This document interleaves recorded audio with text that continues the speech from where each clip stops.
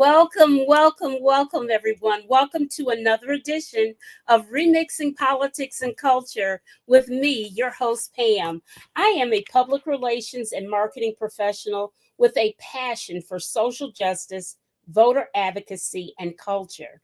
And tonight I have something that I want us all to think very carefully about. Is there a link between anti women rhetoric, policy and legislation, and domestic violence? What exactly is the intersectionality of these things? When we hear largely male legislators dictate what can and cannot happen in a doctor's office, when we have three state legislatures pass bills that forbid a pregnant woman from getting a divorce, whether DV was present or not, and when we hear a Super Bowl champion tell an audience at a college graduation, with several being women in attendance, that they shouldn't worry about their career accolades because nothing would be more rewarding to them as women than them becoming wives and motherhood. After hearing that snippet of Harrison Butker's speech, I wanted to do a welfare check on his wife. Why, you ask? Because words matter, language matters. We must pay attention to the words spoken and actions taken. The MAGA GOP has been telling us out loud their plans. Are you listening? In my humble opinion, and in my humble opinion, all of this anti women rhetoric and policies are an assault on all women. And I suspect it will increase domestic violence against us. My guests tonight are going to talk about this, and I'm going to bring them up now. First up, we have back Latrice Davis from New York. Latrice is a regular on the show. She is a senior court clerk at Queens County Criminal Court. She is a proud member appointed to the Queens Community Board 6. She has served on the Aging, Social Services, Disabilities Committee from 2021 to 2023. She currently is on the Land Use, Housing, Landmarks Committee, the Transportation Street Safety Committee, and was named chairwoman in April 2022 for the Committee for Those Without Shelter. Latrice is a former reporter for the Associated Press and a very valued member on this show. Welcome back to the show, Latrice. As always, Pam, thank you for having me. Thank you. Absolutely. Next up, we have Mary Rhetoric. Mary is known professionally as the caffeine addicted super connector. She is a communications consultant. Mary leveraged her rage and guilt hangover from 2016 to step out of her introverted shell and become a grassroots political activist. Mary is a producer and host of You Can't Beat Blue, a show on YouTube, and a volunteer for Run for Something. She has also created the podcast My Act 4, where she figures out loud what her next act will be, all the way from Portland, Oregon. Welcome back, Mary, to the show. Thank you, Pam. I had to take some time away from my kitchen, to be here today, but I'm happy to be here. Well played, Mary. Well played. And last but not least, we have Professor Dr. Lee Young. She teaches a variety of subjects ranging from English to communication and sports management. Dr. Lee Young has done a variety of academic presentations ranging on topics from the intersection of music with writing, athletes and social responsibility, and she has interests in theology. In the context of societal issues, she loves helping students make the transition to college, and she teaches at St. Louis Community College. Welcome back to the show. It's been a while. It has been a minute. Okay. Okay, so this question is for all of you, and we'll just round robin it. First up, I just want to ask you guys, what do you think about my hypothesis? Do you think it's reasonable to believe that domestic violence will increase with all of this anti-woman rhetoric and policies and whatnot that we're hearing? Latrice, you go first, then Mary, then Lee. I would say it never decreased. So the short answer is yes. Okay. I think it will continue to rise because it never went away. Okay. Okay. Mary?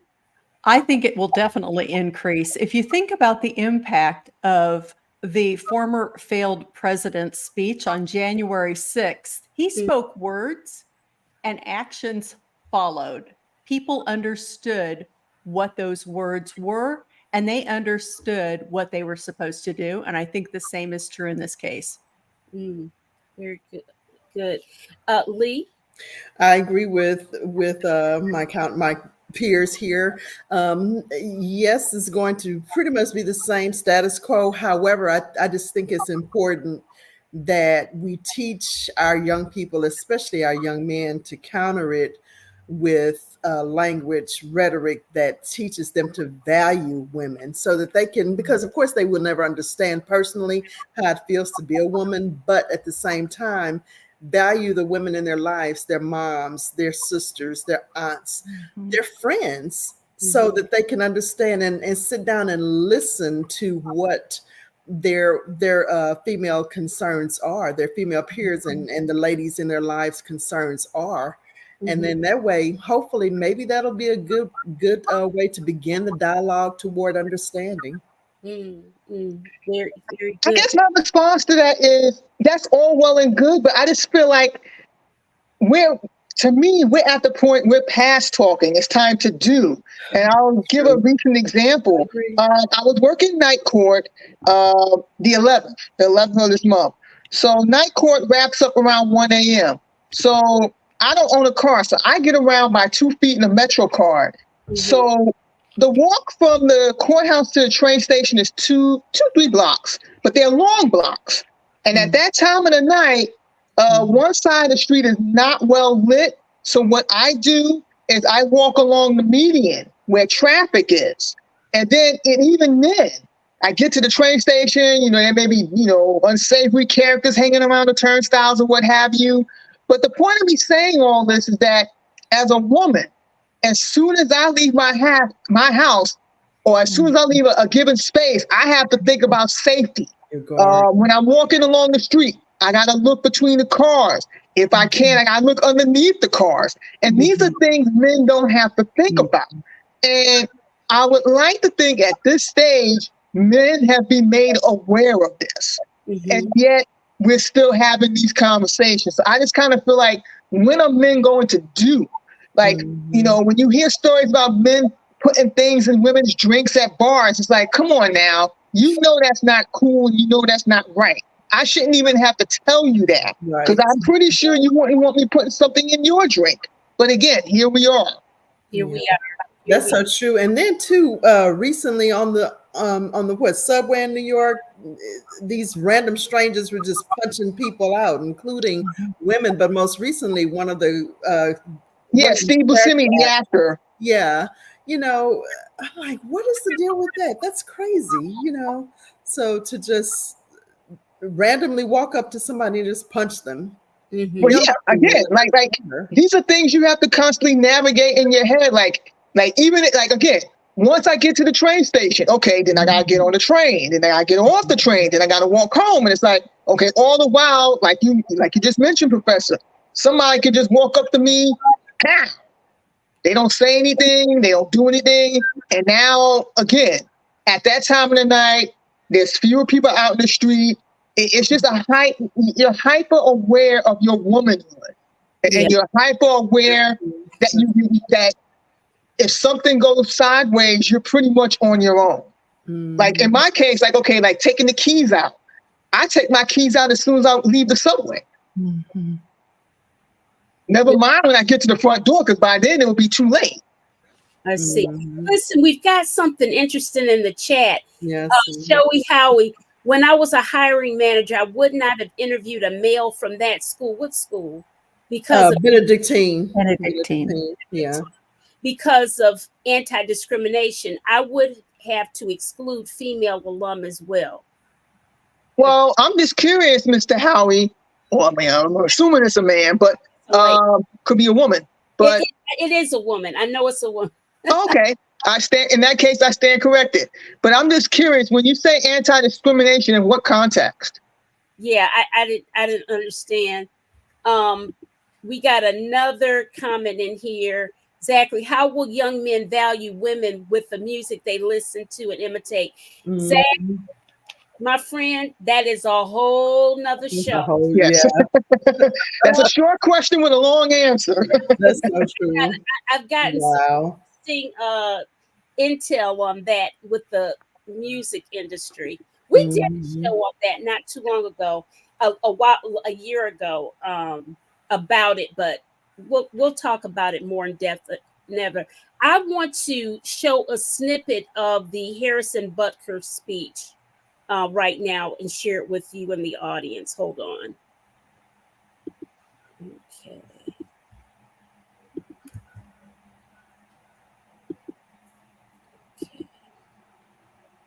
Can you guys see it? Yes. Yeah. Yes. The commencement address at Benedictine College, a conservative Catholic liberal arts school in Kansas. It is safe to say that over the past few years, I've gained quite the reputation for speaking my mind. Butker sounding off about working women. I think it is you, the women, who have had the most diabolical lies told to you. How many of you are sitting here now, about to cross this stage, and are thinking about all the promotions and titles you are going to get in your career? Some of you may go on to lead successful careers in the world, but I would venture to guess that the majority of you are most excited about your marriage and the children you will bring into this world. Butker then referring to Pride Month, which celebrates the LGBTQ community as a deadly sin. Not the deadly sin sort of pride that has an entire month dedicated to it, but the true God-centered pride that is cooperating with the Holy Ghost to glorify Him. I couldn't believe it was such an outdated, antiquated view on LGBTQ people and women, and using religion in a way. Butker also mentioning priests who become too familiar with parishioners, illustrating his point by borrowing a line from a song written by a certain famous teammate's girlfriend. Because as my teammate's girlfriend says, familiarity breeds contempt. That line from Taylor Swift's Bejeweled quickly drawing the ire of Swifties. One writing, "I didn't think you grasped the message of the Taylor Swift song you quoted. Go listen to all her albums as homework." The NFL reacted to the speech, saying Harrison Butker gave a speech in his personal capacity. His views are not those of the NFL as an organization. The NFL is steadfast in our commitment to inclusion, which only makes our league stronger. Hello, I'm Mark Brown. Get more great ABC. Okay, so there you have it, what he said in its fullness. And Lee, I want to come to you because you work with his age group. You're educating his age group. He's a zillennial. So what's up with that? If he were 50 and over, I can kind of see that antiquated way of thinking, but I'm really puzzled by a person of his age. Do you see some of that in your classrooms sometimes? No, actually, I don't. I mean, for example, when I first heard that, I immediately put on my public speaking hat. And I'm like, we discourage students. You don't infuse your personal beliefs into a speech. You just don't do that, especially a speech when you're giving something like that to an audience of that nature. You just don't do that. You know, and even though their speeches are for class, but I'm looking at them futuristically. When you get out into the world of work, you keep your personal views separate. You know, you keep your personal views separate from what the company's mission is, what the company's vision is. Those are your values. Those are your views, your personal views. And so I give them different scenarios. I can't wait to use this scenario in my future classes because that's not cool at all. But the thing for me personally here is his mom. Why can't women do both? And we've been doing it all these years. Why all of a sudden his mother is a physicist? A physicist. A rarity for women to be in such a high Yes. difficulty. He has benefited from the economic privilege of his mom working.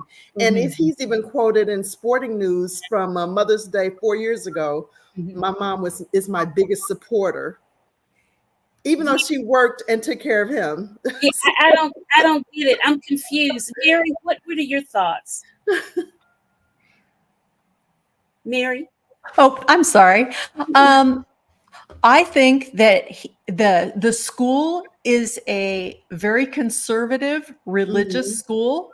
I think he knew the assignment and that he delivered. I think that what that school teaches is exactly what he said.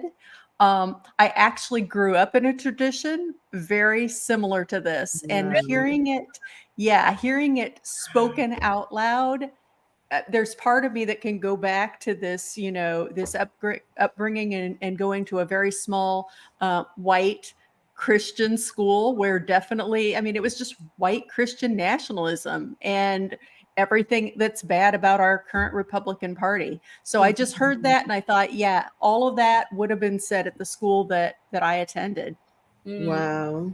But see, the craziness is this, that typically, not always, typically speakers have to share their speeches with someone and they kind of have to give approval, give feedback before it's delivered. So I guess somebody had to kind of sign off on that speech too. Yep. That's another. I think it happened. They may have even written it for him. I think it was completely condoned by them. I would agree with that. I don't think he spoke off the cuff, and I agree with Shauna's comment in the comments. Thank you. I agree. But yeah, I don't think he spoke off the cuff. I think the school president and the other higher ups, they knew what was coming down the pipeline. Maybe the student audience didn't know, but like you're saying, Dr. and Mary, that I think the school co-signed what he said, and they signed off on it, and they didn't anticipate the backlash being what it is now. Yeah, no one walked out, right? Well, no one walked out. We don't know. I imagine they didn't. They're Catholic. That's what I'm hearing. Nobody walked out, and he actually got a standing ovation when he quoted Taylor Swift, right? Yeah. That wouldn't surprise me at all. He did not name her, right? He diminished her by calling her his teammate, girlfriend. So I missed that. You are absolutely right. Yeah. It's diminishing her. So I think we refer to him as Taylor's boyfriend's little playmate. I love it. He kicks a ball for a living. That's interesting that you should say that, because now let me look at it from the sports standpoint. I think we all perhaps either, we've seen a few football games in our lifetimes, I'm sure. Kickers hardly get any love. Let's just be honest. Out of all 32 teams, they hardly get any love, right? And so I'm thinking that he's just a little bit jealous of Kelsey over this past season, because Kelsey's profile it was already high anyway. It just went way up there when he started dating Taylor Swift, right? And Taylor is very feminist oriented. So, he decides to counter all of that, all of that pushback and everything. So that's just, again, my own personal theory that that's what has happened with him. My friend John Champion says the NFL is trying to court female fans. No way they're going to support this. He will be kicking in Canada next season. I agree with John. Yeah. Well, see, I'm not so sure about that, because when you look at the owners of the Kansas City Chiefs, their daughter, Gracie Hunt, she was on TV not too long ago, and she supports him. So that's the thing. Like when I was saying earlier about how people complain about, Kelsey should get on this podcast and try and campaign to get him kicked off the team, or Mahomes should go get him. It's like, well, you need to go talk to the Hunts. because they're the ones who sign. Because here's the thing: at the end of the day, Travis Kelce doesn't sign Harrison Butker's checks. Neither does Patrick Mahomes. Neither does Andy Reid. Go talk to the Hunts. They're the ones who sign Butker's checks. And if you really want to get them out of the off the team and out of the league, they're the ones you need to target. Yeah. Zachary says that's what they call making America great again. Women barefoot and pregnant, and minorities subservient to the dominant culture. Couldn't say it better, Zach. Couldn't say it better. So true. Very, very. And listen, and putting all this talk about trying to intersect the domestic violence and whatnot, you know, our law for domestic violence against women passed just 30 years ago this year, September 13th, 1994. Joe Biden introduced that. So it's just 30 years old. It's not. I know. It's still young. Yeah. I mean, it literally is a Gen Z millennial itself, so to speak, if I can use that analogy. Yeah. And here's another thing to keep in mind. Okay, Kansas City is in Missouri, or Missouri, as the locals call it. If you look at their governors and their senators and their mayors, you got to start connecting the dots there. Like I've always known that Booker is not alone in his way of thinking. So I'm, again, he's a Neanderthal. I'll just call it like I see it. But I also feel like, okay, I'm more concerned about people who think like him, who are in positions of power to set policy. Right. Like I just pointed out, like Josh Hawley, like he's up for re-election. I don't know how his campaign is going or who his opponent is, but like those are the things I'm thinking about. Whereas this guy, a year from now, 5 years from now, he won't even be in. He'll be lucky if he's still playing, kicking a ball. He'll be a non-issue. He really will. Exactly. Kickers, even the NFL itself stands for, as one of my classmates said years ago, not for long. Let's just be honest. It stands for not for long. He will not be playing long at all, especially with the backlash from this view. But you mentioned, because I'm right across the river from Missouri, so of course I get the Missouri St. Louis news and everything. And Missouri is a red state. Let's just go there. Missouri is a red state. So, they're one of the 3 states, by the way. It was Missouri, Texas, and Arkansas that put on bars or deters judges from finalizing divorces while a woman is pregnant. Which, oh my gosh. Yeah. It's the first question that if you go and try and get a divorce, I don't know if you follow Jess Piper. She's amazing. She's in Missouri. She talks about Twitter. It's the first question that is asked of a woman when she goes to see a lawyer to get a divorce. Are you pregnant?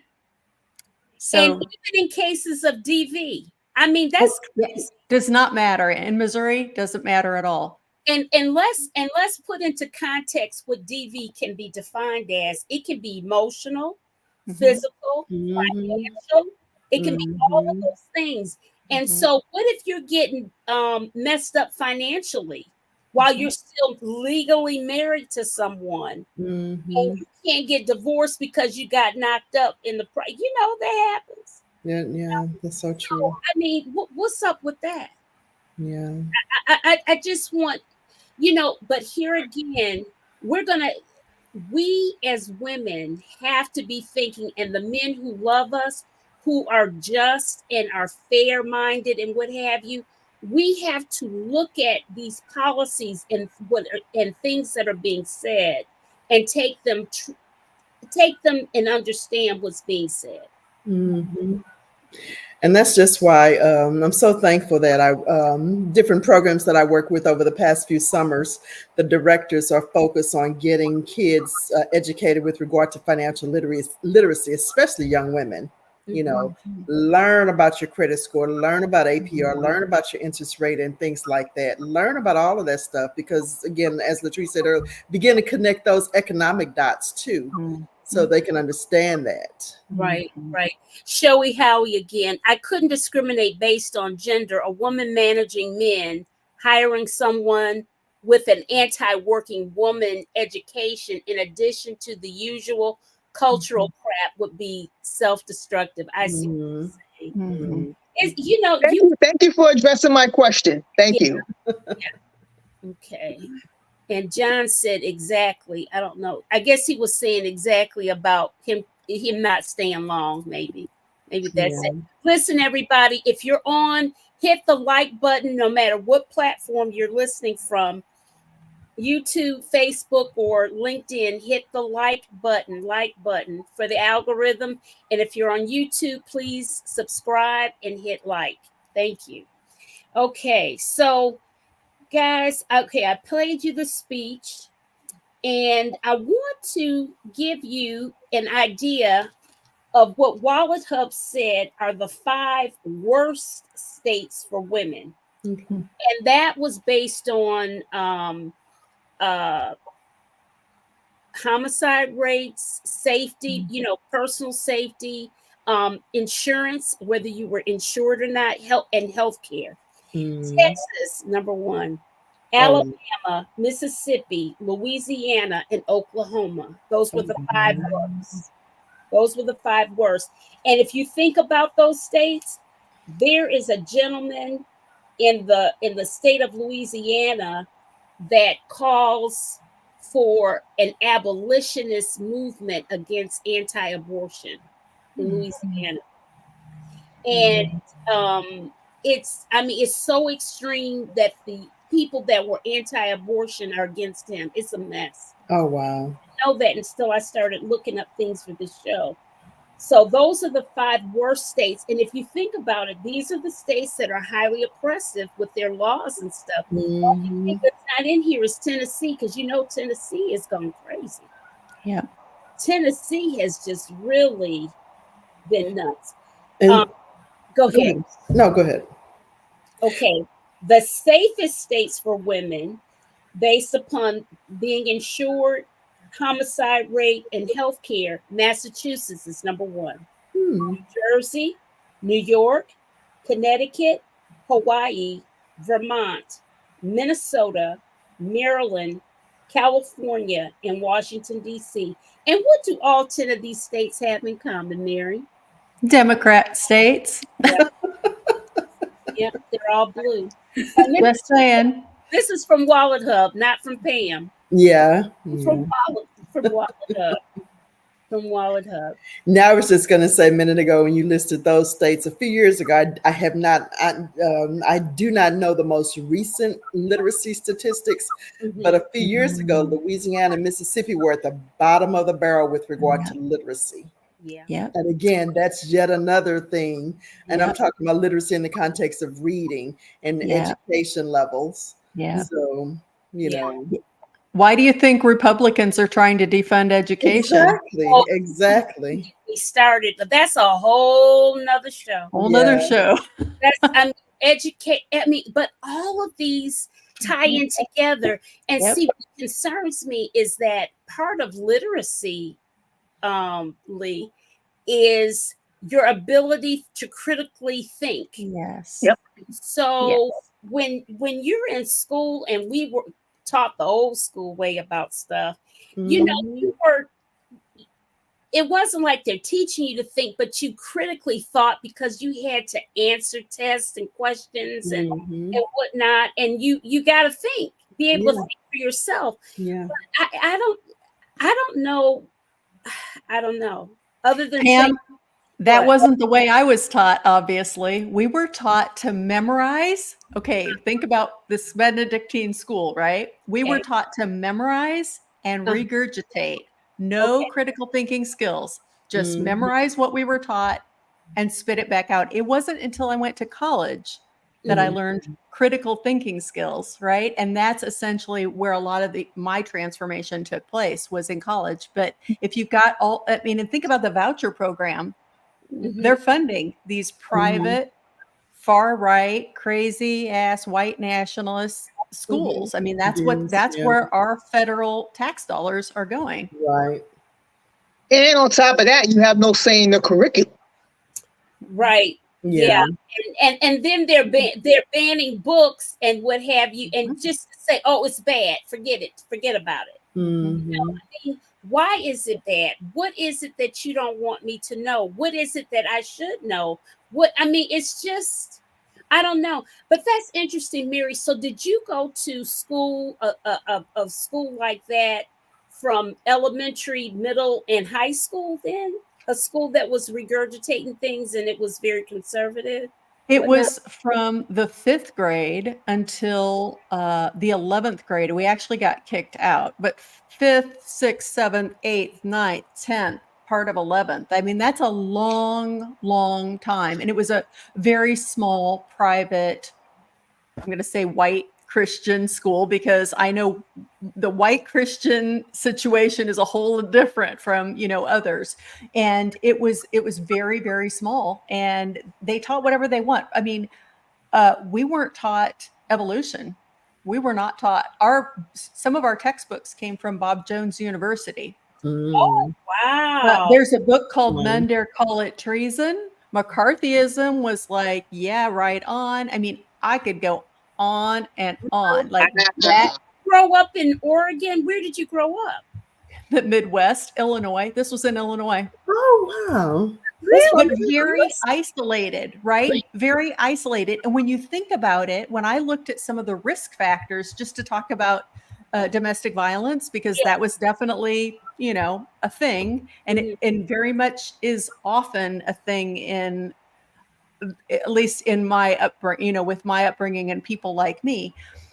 There is a lot of it that's just condoned and overlooked because, there's the trust and obey aspect and all of that. And isolation is also another huge factor. If you're isolated and you're going to this school, who are you going to tell? I mean, I remember trying to talk to both of my teachers, and they just dismiss it, because how can something bad be happening if it's your stepfather who's doing it, right? How can that be possible? Because he's the head of the family, and you know what I mean? There's just a lot of it. It's so wrapped up, and I think it's way more common than we realize. Yes. And way more insidious than we realize.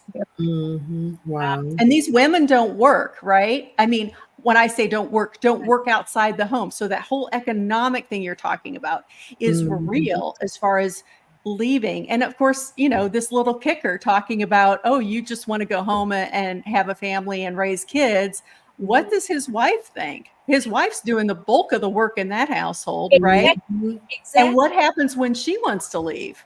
Well, see, his wife was an athlete too. I was just curious. I always want to know what's the story behind the person, So I was just curious. I looked her up. She was an athlete. She played basketball. She gave up her. Who knows? She could have been playing for the WNBA now. She could be, banging the boards with Caitlin Clark. But, I'm like, who knows? Maybe she's a threat to him and his. Who knows? But I find interesting. I'm sure on social media you've noticed the rise of the trade wife phenomenon. Trad wife. I stand corrected. Like how that phenomenon has gained prominence in recent years. And again, I think that ties into Pam's point at the beginning that she made at the beginning of her show. Now those who want to turn the clock back, they're just brazen about it now. They're not pretending to be civil. They're just off with the mask. And with that phenomenon, I know it's again, it's about power, it's about control, and we all know this. Like that's the thing that kills me, is that we all know this. And I'm at a point, and I've said this before, I'm at the point where I'm not waiting, for people to come around in terms of acknowledging and respecting my humanity. It's like progress is a train. And when that train pulls into the station, you're either getting on board or you're getting left behind. And when it comes to Harrison Booker and guys like him who think like him, and women too, I just simply gotta leave them in the dust. Yep. And you know what? To follow your point, because I agree completely. It is the work of white women like me to change this thing, because guess what? This whole patriarchal, can I say bullshit? This whole patriarchal bullshit situation could not exist if white women did not prop it up. And that is where we have been guilty, because we talk a lot about men changing, but guess what? if the women would change, it would not last. And I think, frankly, that's what these men are afraid of. Yes. Is women are finding their power. Women are speaking up. Look at Cassie. Look at the Diddy finding their situation. voices. Yeah. Speaking up. And when one woman speaks up, guess what? It emboldens the rest of us to speak up. Right. Yeah. Definitely. Right. Because now I'm sure if I was in terms of that kicker, if I'm his wife, he's definitely going on side eye status because it's like, well, hold up, I had a life before meeting you. Believe it or That's not. so true. Yeah. I mean, I don't know if she realized that. I hope she does. But she had a life before meeting him, and while and yes, she may very well want to be a wife and a mother, but those things should not be the crux of her identity. Right. It should be part of her identity, and she should have that choice. This is why, again, when it comes to reproductive rights, it's simply about choice. You know, motherhood isn't for everyone. Neither is marriage. And I always say, just because you can do something doesn't mean you should. You have a lot of men and women out here who have no business making babies, who have no business getting married. But I'm gonna stop right now because like, you don't want to get me started on that. Can I hear an amen? Let's go. Yeah, it is Sunday, so No, yes, amen. but in all seriousness, like when I hear these guys talk like that, I know what it's about. It's not about protecting the family or preserving the family. It's about power and control. They're threatened by the fact that women are no longer putting up with their nonsense. Whereas before we didn't have a choice, you know, we went along, but as you get older, you realize going along to get along doesn't mean anything if you're not getting anywhere. And, you know, when you're sick and tired of being sick and tired, that's when change comes about. That's what led to the Me Too movement. That's what led to Black Lives Matter. Like we're sick and tired of being sick and tired. Now, are we at the point where we need to be in society? No, we still got a ways to go, but we can't, the bottom line is we're not going back. No. And that's why I said about the train metaphor, you're either getting on board or you're getting left behind. But either way, I'm not waiting for you. Yeah. But here's what concerns me about all of this stuff, though, is that what do you think?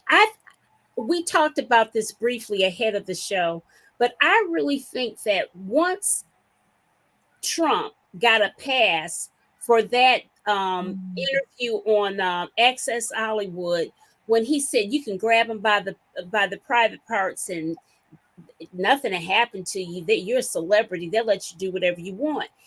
And the evangelicals stood by him and all of that. And once that passed, it's like everything is the floodgates just the floodgate. open. And what gets me about that to this day is Billy Bush got fired. Now, I'm not going to sit here and say I'm a fan of the guy, but it's like, hold up.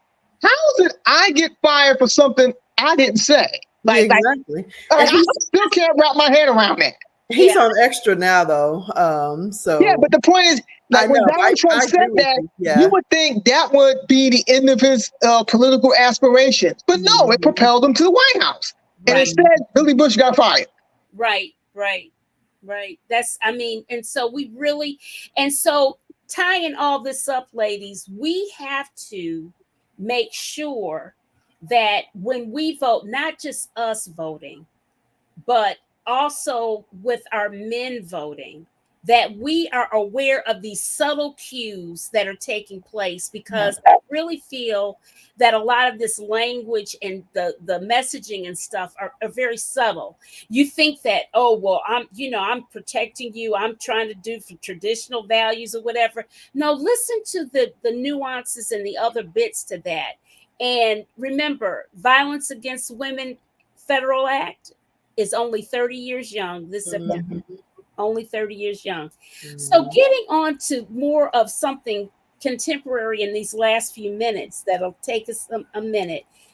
The world saw the video of Cassie, P. Diddy's former girlfriend, being viciously beaten in a hotel. I have been covering or watching this whole case about him go down since November, since things first started happening. Mhm. And my understanding was that tape that came from the hotel, he paid $50,000 for Mhm. to have hidden. How it got leaked or whatever, I don't know if it came from the raid, the FBI gave it to the CNN. Who knows? I read somewhere that it came from the raid. Yeah. Came from the Yeah. raid. So he obtained the video and paid so much money, and then people are saying that my understanding is that he has people in very, very high places that have Mhm. protected him for years Yeah. against a number of very horrible things. Wow. That But wouldn't surprise me. it wouldn't No. surprise Yeah. me Agreed.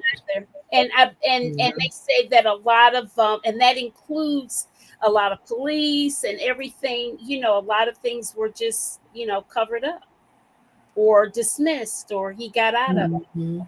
Yeah. Because of Well, on Twitter, there's been a lot of chatter about his prior ex-girlfriend, Kim Porter, who yes, died under mysterious circumstances back in Mhm. 2018, yes, and how poison he, her he body and yeah, they want to exhume the body now died.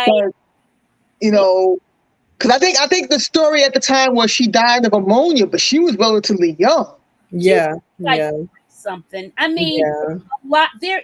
If you look at Diddy's roster of people that were in his whole roster of Under Bad Boy. under Bad Boy, they're dead. Mhm. The only Mhm. people that left is Mary J. Blige and Well, no, in fairness, not to cut you off, Mary J. Blige is Uptown Records. Because remember, Yeah, she was and I, with and I Andre remember this Harrell. because I was in high school when all that went down, like the City College basketball charity event and all that. I was in high school when Mary J. Blige broke out and everything.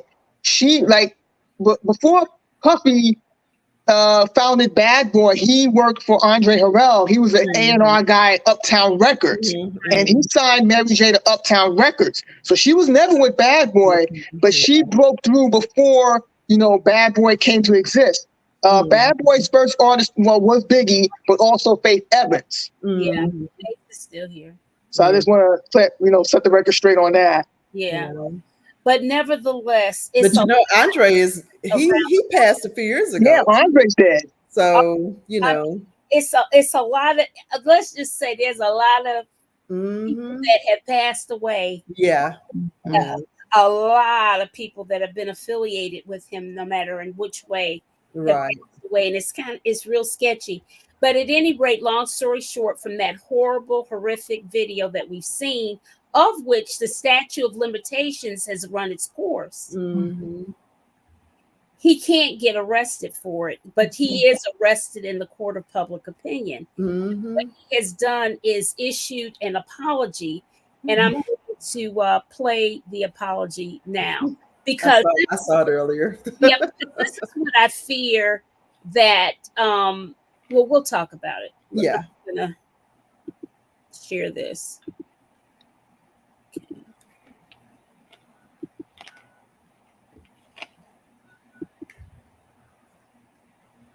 Okay. It's so difficult to reflect on the darkest times in your life. Sometimes you got to do that. I was up. I hit rock bottom, but I make no excuses. My behavior on that video is inexcusable. I take full responsibility for my actions in that video. I'm disgusted. I was disgusted then when I did it. I'm disgusted now. I went and I sought out professional help. I had to go into therapy. I'm going to rehab. I had to ask God for his mercy and grace.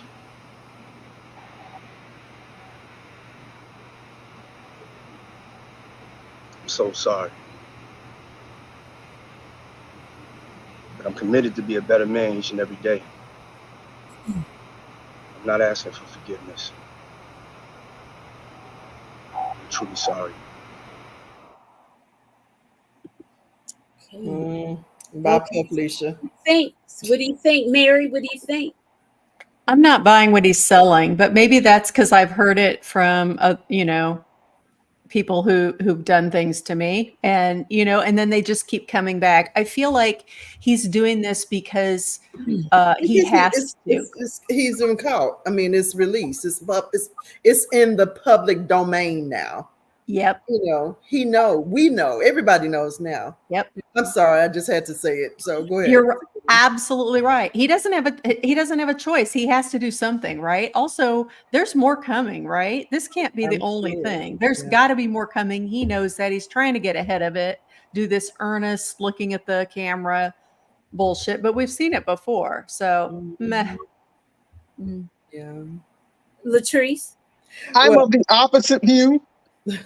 Putting that video out was the dumbest thing he could have done right now. As I mentioned before the show, when I was talking about journalism and PR, they both serve different audiences, but whether you're about the public interest or your client's interest, that tape was the dumbest thing he could have done, because first off, to me, it comes across, he's only saying these things now because he got caught. Yep. If he was truly sincere, well, first off, he would have never committed such acts in the first place if he truly felt that way. But since he did do those things, if he was truly sorry, he would make amends, not just to Cassie, but to anyone and everyone else he has hurt over the years. Because, again, we've heard chatter for the longest. Him screwing artists over with record deals, stealing their work and their money. So he's done a lot of bad things. It's not just him putting his hands on one woman one time. And I truly believe, in terms of Cassie anyway, that was not a one-time thing. I definitely believe he probably, again, when you read the lawsuit, I definitely felt that given that he settled with her within 24 hours, I definitely think she was telling the truth in terms of what went down in their relationship in that lawsuit. Right. And he was trying to stop things from getting out there. But okay, the raid happened. Now this video's out. I'm sure there's more to come. And even though, again, if he did any of these things in New York, the statute of limitations may still be in effect. So that's why him making that video doesn't do him any favors, because as you know, in a court of law, anything you say can and will be used against you. So that's why, in my opinion, making that video was the dumbest thing he could have done. The smart thing would have been simply don't mistreat her. That's the smart thing. But that's too much like right. That is, and that bridge has been burned a long time ago. Lee, what do you say? Well, I totally agree with Latrice with regard to, because I was wondering that when I saw it earlier, I'm like, who advised him to come out with this apology now? Who told him to do that? I guess he has some people who are advising him, but I didn't buy it. And like Mary said, I'm not buying it. I'm just not. I mean, he just... especially when you contrast it with the video he put out 6 months ago when the lawsuit hit. He's like, it's all lies and what have you. And now 6 months later, he's singing a totally different tune again. If he finds himself in court, this will come back and bite him in the you-know-what. So he simply should have just kept his mouth shut. And Cassie's attorney even said this just, he released a statement saying this just corroborates our view and what we've been saying all along. He came out with that statement. Yeah, because there were a number, surprisingly, I believe Cassie's lawsuit from jump. For one, no law firm of that stature that took her case would, they had to investigate and stuff. And her detail. Yeah, the details is what struck me, the details. The devil's in the detail. Yes, it is. It was no doubt that she wasn't lying. What I'm happy for her is that she has started her life over. She's married. That's what I thought. I thought I saw that somewhere she got married. Yeah, she's married with kids now. I think she has 2 kids. Yeah, and how wonderful that is, because usually with the level of abuse, intense, degrading, wretched abuse that she went through, I can't even the average person wouldn't still be standing. Mhm. Because it was depressing to me to read all that stuff. It was something. And here's Well, the crazy thing. Like, I think back to when she was at the height of her popularity. And a lot of times, a lot of things, hiding in plain sight. Like when she shaved her head. And I remember when she did that, and I'm like, why? Like at the time, like it was just played off like, oh, she's marketing herself to a new audience, like her, new music or what have you, new music, new look. But I was like, why the hell would she shave the side of her head? And I thought in the back of my mind at the time, I was like, I would hate to think, Puffy pulled her hair out or something like that. But like, I never would have thought it was that bad. I never would have thought it was that bad. But I do remember when she shaved her head, that was a red flag to me. Like, it just made no sense for her to do that. Because she's very pretty. She's gorgeous. Yeah. And so for her to do that just struck me as extremely odd. But again, at the time, I wasn't thinking, oh, she's trapped in an abusive relationship, being sex trafficked by her boyfriend. That never occurred to me. But in hindsight, all of it was hiding in plain sight. right. Literally, the sex trafficking was a very real thing. They were ordering male prostitutes for freak offs and all. I mean, the vulgarity and the wretchedness and the horror of all of that life. And getting her strung out on drugs. I mean, the details is just, woo, that lawsuit, it's a lot. Yeah, a lot. It's a lot. Of drugs. And then there's this a young man who I can't remember his name, forgive me, but he has kind of turned his state's evidence. And he's like, look, I'm not going down for you, so he's working with the feds. The drug. Well, that's usually the case. Yeah. Like when they start feeling the heat, they're not gonna, like you said, they're not gonna go down with Puffy. So I'm not surprised he's turning state's evidence. Yeah. And again, when you're someone of Puffy's stature and you're doing all these things, you're surrounded by enablers and sycophants. Right. Right. So it's only a matter of time before the dam breaks and somebody talks. In this case, it took years and decades, but that dam doesn't stay closed forever. I mean, R. Kelly being another example. Right. Like we heard the chatter, we heard the rumors, but like even with Aaliyah, like when Aaliyah first came out, and this is 30 years ago. Again, I was in high school at the time. Yeah. I didn't think, I'm like, she was managed by her uncle. And so I'm thinking, nah, ain't no way a 15-year-old parent's going to sign off on her, their daughter marrying a man nearly twice her age. Like, I truly thought it was a marketing ploy because her album, age ain't nothing but a number. So I'm thinking it's, again, it's marketing. And again, hiding in plain sight. Hiding in plain sight. Mary? Go ahead, I'm sorry. From your sheltered back. She's like, yes and no. I mean, all I can think of right now, I like to be optimistic, is if this is upsetting to all of us, just wait, be registered to vote, get your people registered to vote, because the GOP has a lot of this stuff in store for us.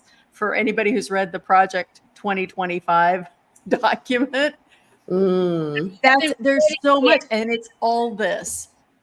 And that's it's not a secret. Like Trump has already said, like he shared his dictator aspirations already. Yeah. How if he gets back in the White House, he's not leaving, and it's like. So I think I've mentioned this before, but if not, I'll say it again. We really need to keep an eye out on who he picks as his running mate. We need to pay attention to that as well. Yeah. Do you think he's going to pick a woman?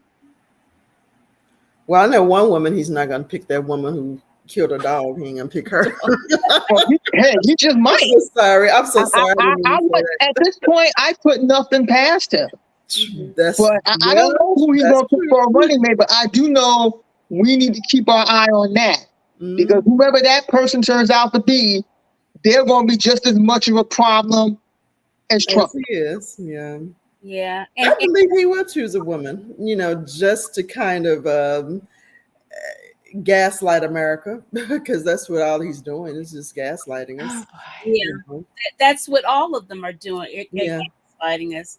But do you think, now let me ask you this. Do you think there's any way possible for Nikki Haley to come back and upset the whole apple cart? Oh, wow. No. That would be interesting. I know, I saw something flash on television about her, and it got me because I thought, that would, and I had thought about that before. What if he gets convicted or whatever?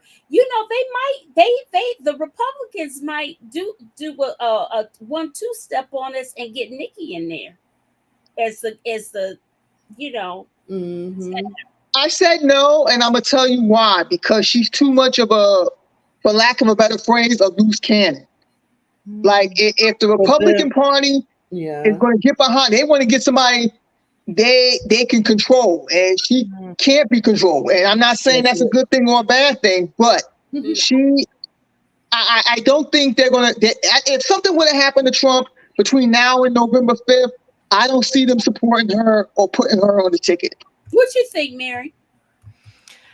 Haven't even thought about it like this. I just got back from a trip to Iowa, and a ton of people there told me, Republicans, that they wish she were still in the running because they would vote for her. Yeah. And I thought that was really interesting. I also heard from another person who has talked to we got a couple of situations where they've talked to Republicans who voted for Trump in 2016, did not vote for him, just abstained in 2020, and this year are planning to vote for President Biden. So that was kind of some hopeful news.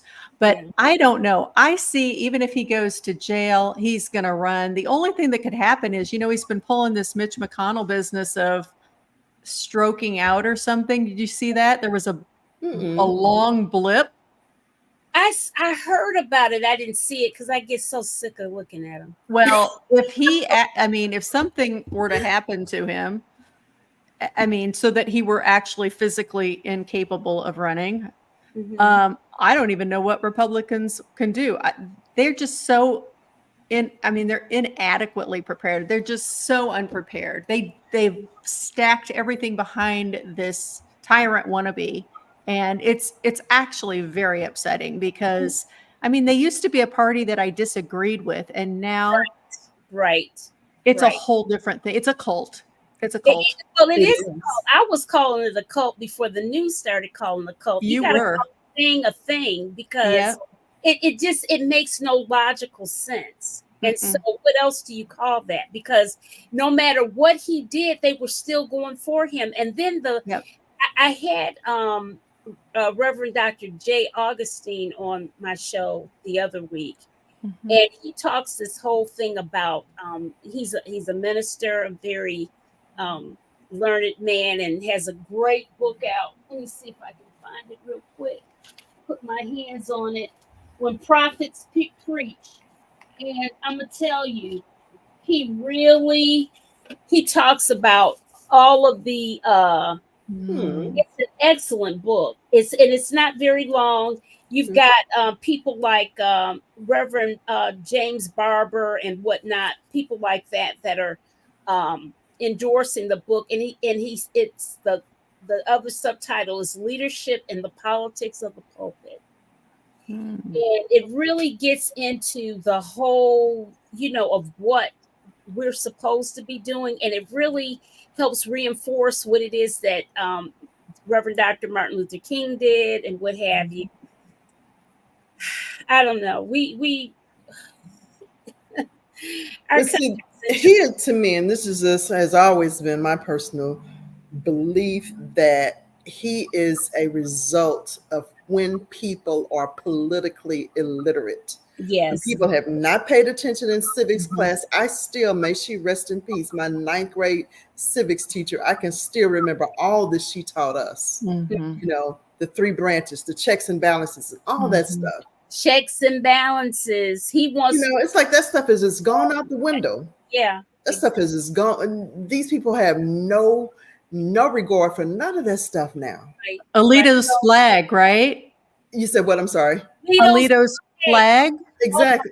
Exactly. You know, Jenny Thomas, this lady. John you know, Roberts, where are you? Yeah. Clarence Thomas should recuse himself. Little stuff like that. He Come says on. his wife did it, Pam.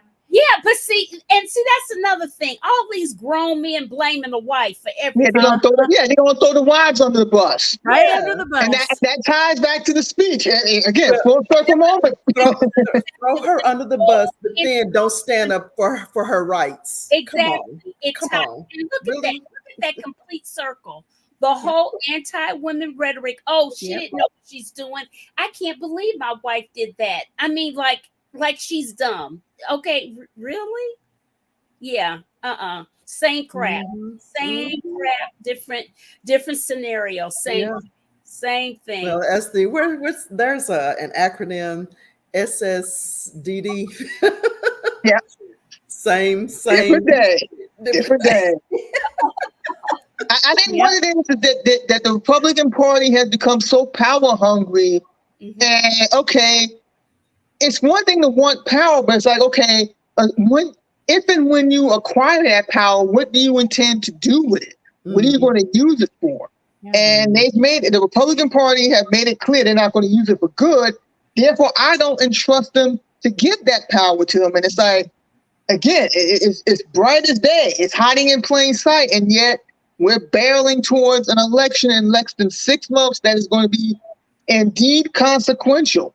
But also, and I've said this before, even though I voted for Biden in the primary, and I'm going to vote for him come November 5th, assuming that Trump and Biden are the nominees, the Democratic Party has to get its act together as well with their own pipeline.